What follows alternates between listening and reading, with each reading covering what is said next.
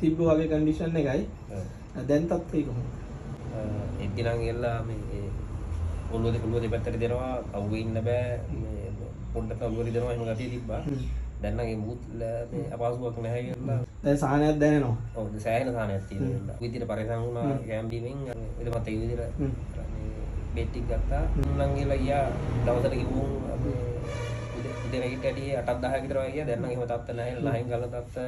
ඊ ඔළුව රිදෙනවා. රිදෙනවා දරා ගන්න බැරුව හිටියේ මේ හවසට ඔළුව රිදෙන එක. ඔව්. ඒතර අපි ප්‍රතිකාර කළා මොකද කියන්නේ? ප්‍රතිකාර කරලා මේ අනිත් තැන් වල වඩා සෑහෙන පහසුවක් වුණා කියලා මේ මෙහෙ වේත් හදලා දෙන එක. දැන් එදමත් ඇගේ අර මේ හරි ගසලා බේත විතරක් දීපු හින්ද කියලා දිගටම කෙරුණා. ඒතර කාලයක් විතර ඔක තිබ්බද ඇත්තට මගේ? අවුරුදු 15ක් 20ක් විතර වගේ 15ක් 20ක් විතර කියන්නේ ඒ පවුල 20ම අභිහිත කරාද?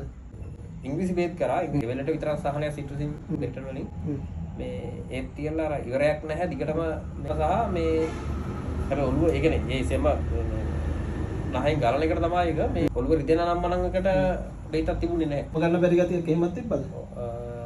ඔව් පොඩ්ඩක් එහෙම ගතියුත් තිබ්බා. නහය බ්ලොක් වෙලා ඉන්න කටින් හුස්ම ගන්න ගතියක් තිබ්බා රැට එහෙම මේ ඒ අරින්න අර මේ හවසට අර වැඩ කරාට පස්සේ ඔළුව රිදෙන්න ගන්නවා. රිදෙන එක දරා ගන්න බැරි ප්‍රශ්නයක් තිබුණා. අර වෙදමත් එක ලස්සන ප්‍රතිකාර වලින් ගිහලා සෙම ටික සම්පූර්ණයෙන්ම අයින් වුණාට පස්සේ තමයි අර සහන ගතිය මේ මාස කී කොච්චර විතර දෙකමාරක් හරි දෙකක් හරි නේ කරේ නේද? ඔව් පරිම දෙකක් විතර වගේ දෙකක් වගේ හරි එහෙනම් ගැටලුවක් නැහැ ඉතින් දැන් සනීපයිනේ ඔයාටම ඒක තේරෙනවනේ කොහොමද කියලා.